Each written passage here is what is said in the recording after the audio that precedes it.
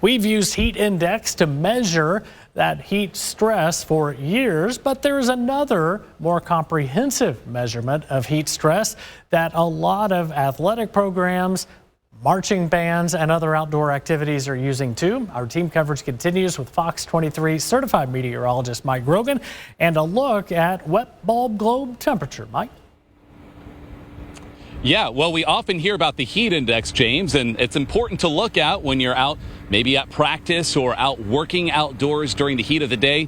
Heat index does account for temperature and humidity. That temperature and dew point certainly is a good tool, but something much more encompassing is what you just mentioned, the wet bulb globe temperature. And it accounts for more than just the temperature and dew point. It also looks at wind speed. We got a lot of wind right now, and a higher wind is going to cool your body more readily than a lack of wind. And then it also accounts for cloud cover, or the lack thereof on a day like today, and sun angle. So the intensity of that sunlight also going to have a big impact on heat stress for our bodies. So how do we read a wet bulb globe temperature? Well, it comes down to reading the tools for the scale. Now, the scale runs a little lower than the actual air temperature, but don't be fooled by that, because anything over 80 is where we have to start taking those heat precautions. So if you hear of a wet bulb globe temperature anywhere between 80 and 85, that's when you need to start working in some breaks to that outdoor work time.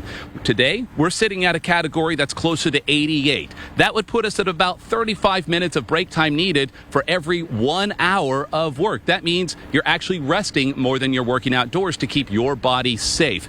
Even if you're in good health, your body could really succumb to heat illness if you don't take it seriously, especially as that number gets closer to 90 or even above 90, which we've already been at a few times this year. That's an especially important tool for coaches or anyone working outdoors in the heat of the day.